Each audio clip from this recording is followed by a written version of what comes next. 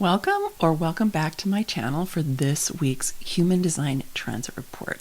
Today is Monday, December 5th. Happy December, everybody. Whether it's getting colder where you are or getting warmer where you are, here we are heading into the extremes of the year. The transit that we're in right now started yesterday. And I talked about it extensively in last week's transit report. So you can go and watch that. I'm going to talk about it a little bit today and share a different perspective than what I shared in last week's transit report. But go and watch last week's transit report to get even more information.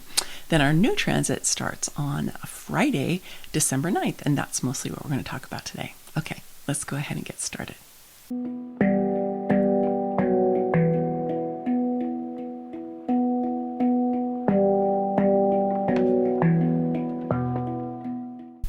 So as I discussed last week, we had a real shift in the last couple of transits, the one we're in now and the one that we were just in, moving from individual circuitry, where we'd been for quite a while, into collective circuitry. So we have the Sun in the gate 5, which is in the logic circuit, and we have the Earth in the gate 35, which is in the sensing circuit. Now, I'm mentioning this because this is basically left brain and right brain energy, because the logic circuit comes in through the left brain and the sensing circuit comes in through the right brain. And so they're both collective circuitry. It's kind of an interesting pathway. They come in, cross over in the ajna, then come down through the opposite sides of the body and up through the central channel. So sometimes when we have these two different sides of the brain and the energy and the collective circuit highlighted, then we can feel a little bit of tension between them, creative tension between the left brain energy and the right brain energy, because after all, left brain energy is more rational and logical and focal and reasonable, rational, that kind of energy. Whereas the right brain energy is more expansive, it's more embodied, it's more experiential, and it's not rational or logical at all. And so they both play a really vital role in our experience. And we want to have all of our faculties and all of our intelligences turned on so that we can be full beings. And we have many, many different kinds of intelligences. And we understand the right brain, left brain, logic, and sensing a little bit differently, perhaps in human design, than maybe you would get from a neuroscientist, but it does really play out in my experience, both in my understanding of my design and also in working with many clients at this point.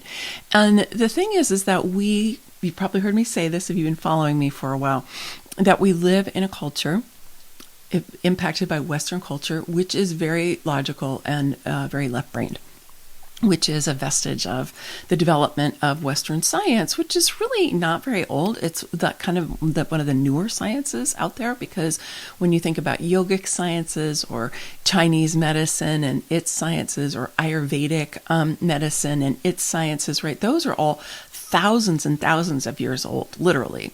Whereas Western science is a few hundred years old. So we're living in a little bit of an odd time in the sense that we're privileging just one of many different intelligences that we have.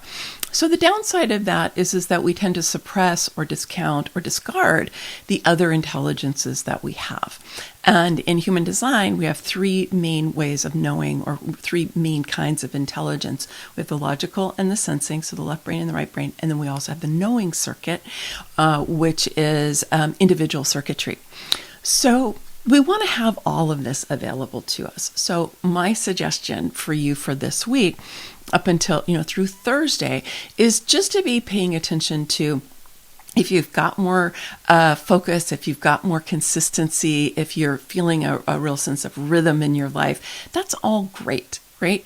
You just want to watch out if you tend to be dismissing things that are a little more experiential, a little more expanded. And by that, I mean the sense that we are connected to all things, that we are connected to other people, that we're connected to other life forms on the planet, that in fact we're connected to the planet and to the star at the center of our solar system and really to everything. And that's what that expansive right brain energy is all about. It's that place that we seek in meditation, right? Where we can kind of have some of the physical reality soften a bit, and then we get to feel and expand into the unified field, which is what the quantum physicists call it, or into the great cosmic womb, which is what we call it in the yoga tradition. So whatever you want to call it, or the creative intelligence of the universe.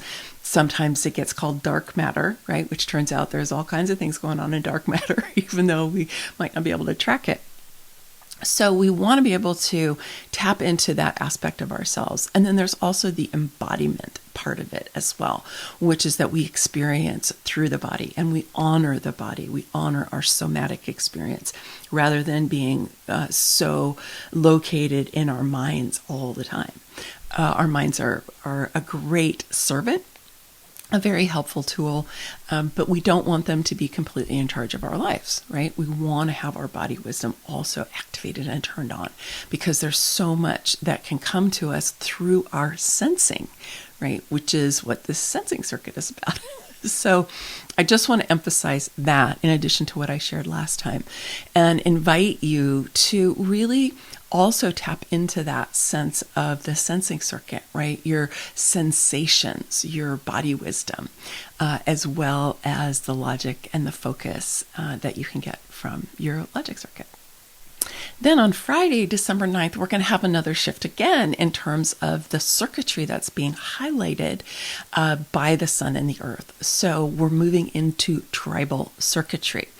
And we still have that 3536, which is outlined, that I talked about in last week, so you can go and check that out if you want, which is in the sensing circuit. So that's still highlighted. But now the sun has moved into the gate 26 and the earth has moved into the gate 45.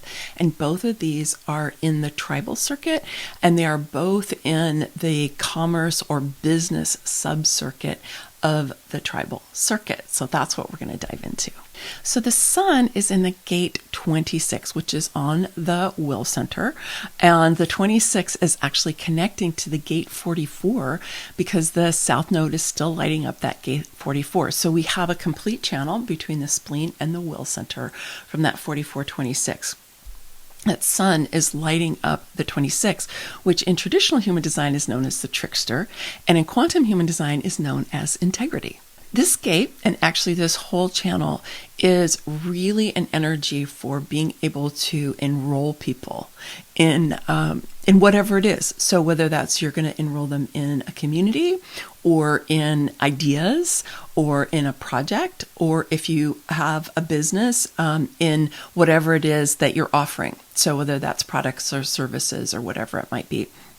But it's also an energy for, like if you work inside of a company and you run a team, right? You need to enroll your team in the project that you're going to be working on together, right? You want everybody on board. You want everybody on the same page. So the 26 sometimes gets a bad rap, like as the trickster. It's kind of like the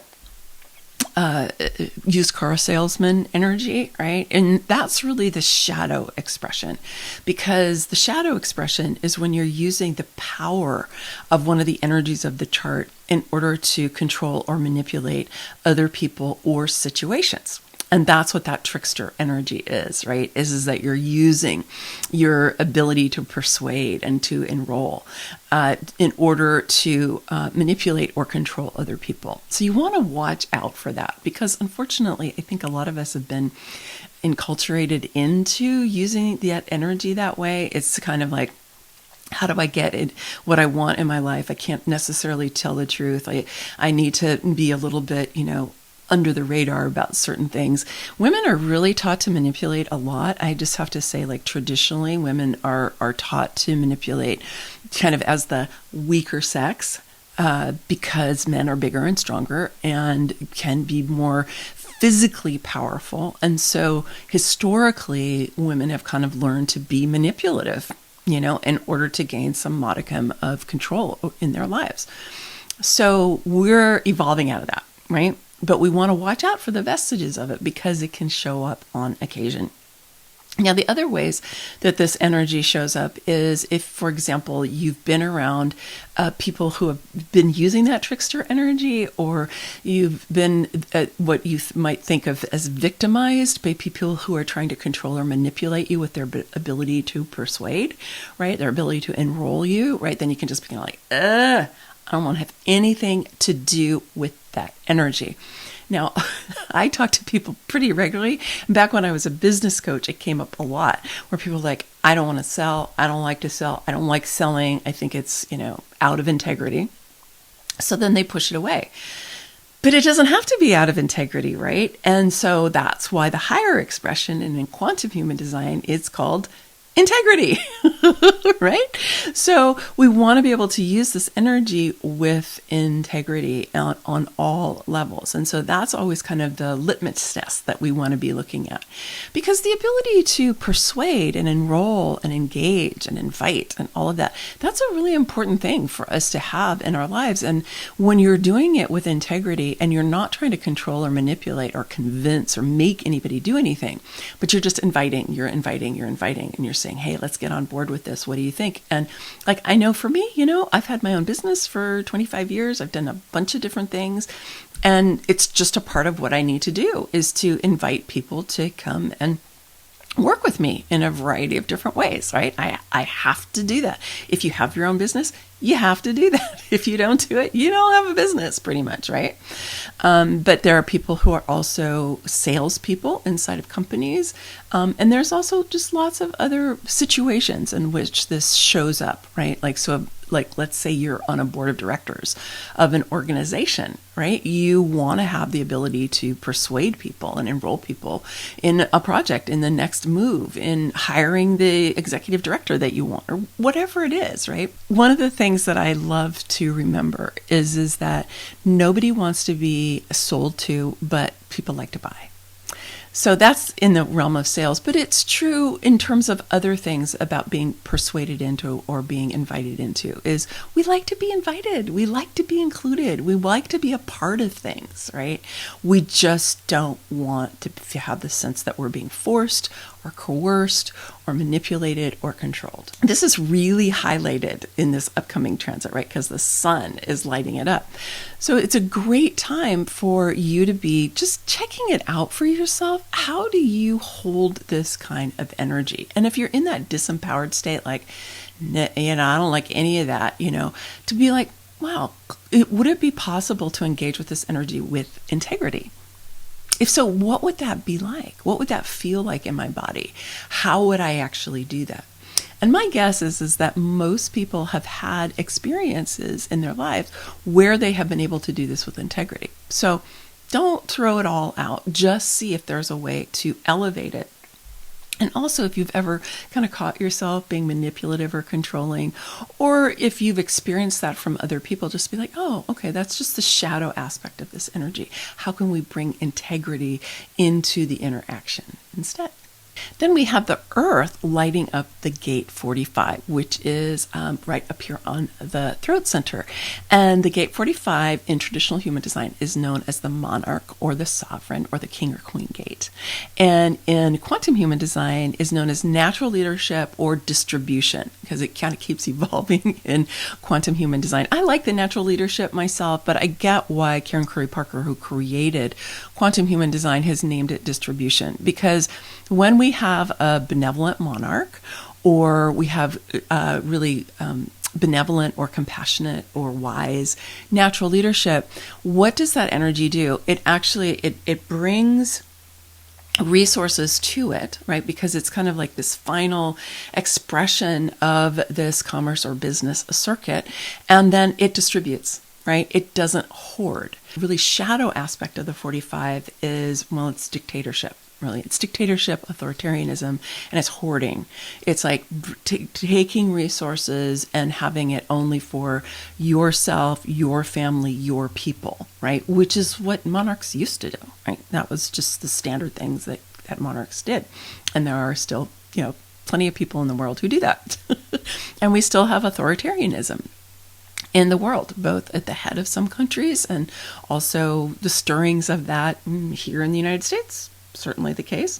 So we want to watch out for that tendency towards wanting to hoard, wanting to hold on, wanting to only, take care of what's immediately around us, and wanting to control and manipulate. This is a control and manipulate, but it's more overt, right? Whereas with the 26, it's a little more subtle a lot of times because it's persuasive. With the 45 in the shadow expression, it's full on, right? I mean, this is where dictatorship lives and authoritarian leaders, right? So it's not hidden here. It's like just full on out. And then again, the kind of disempowered expression is like, I don't ever want to be a leader because I see what leaders do. They just try to control and manipulate, and they're kind of horrible people, right? And that if you've lived in a authoritarian family or culture or environment, you might well have that reaction, which is understandable. But it has a higher expression, right? It has a higher expression, which I really like to think of as this kind of regal quality, right? It's regal, it's radiant, it's filled with light, it's deeply compassionate, it's benevolent in the highest expression of benevolence. Because benevolence, which is actually pillar number 8 of feminine sovereignty, is really the caring for all of life. It's based in the more life principle, more life to all and less to none. And unfortunately in Western culture, we've kind of been focused on death a lot, right? I mean, we've been focused on, killing a lot of the life forms on the planet and taking as much as we can from the earth and not caring what it's killing. We have not been living from the more life principle. And so we have an opportunity here to change that and to build our benevolence. So this transit is inviting us to ground ourselves into this kind of benevolent leadership, to make sure we're not falling into any kind of dictatorship energy, right? A kind of overt, coercive energy. But instead, that we are looking at how do we use this power and authority that we have, because there's a lot of power and authority here. How do we do that to make life better for everyone and everything?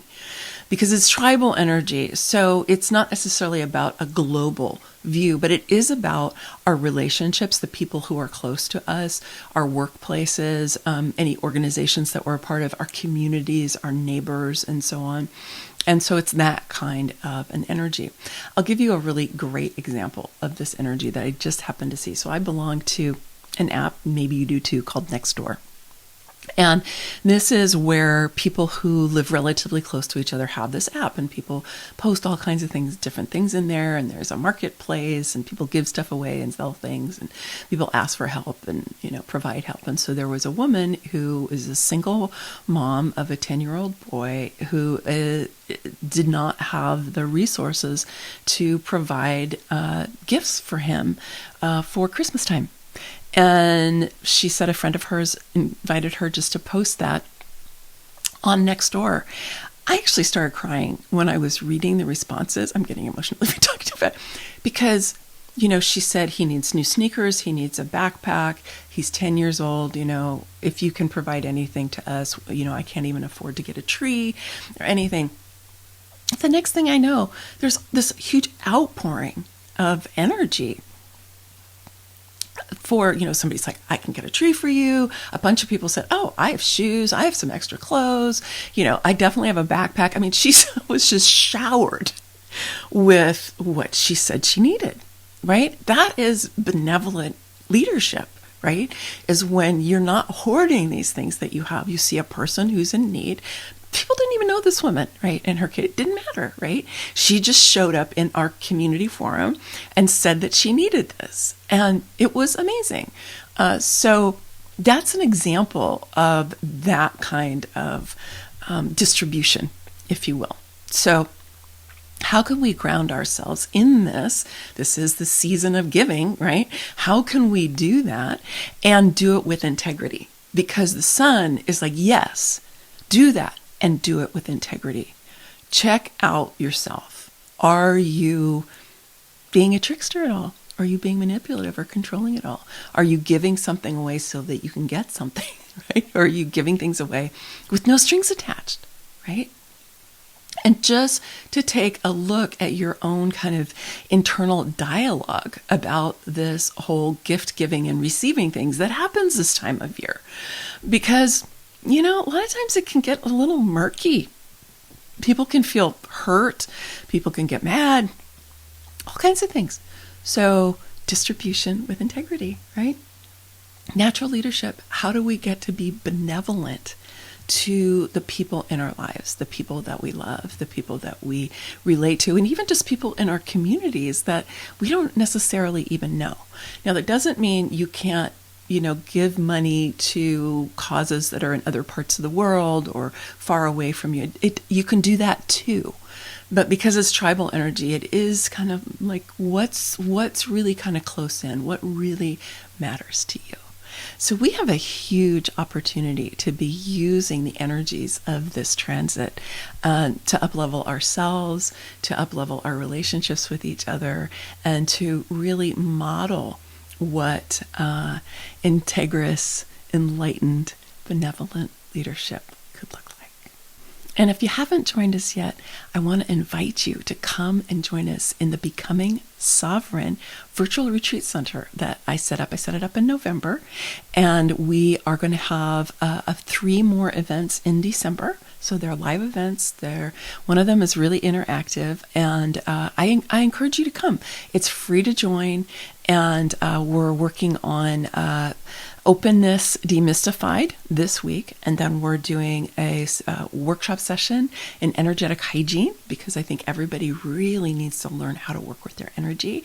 And then we're doing a Kriya practice, welcoming in the solstice and welcoming Saturn, and that's happening on December 20th. So that's what's lined up for this month. And I just want to invite you to come and participate with us. The link is here. The link will be down in the description. And I created this environment because I know so many people feel isolated in their love of human design, and also sometimes on their personal growth path, just more generally.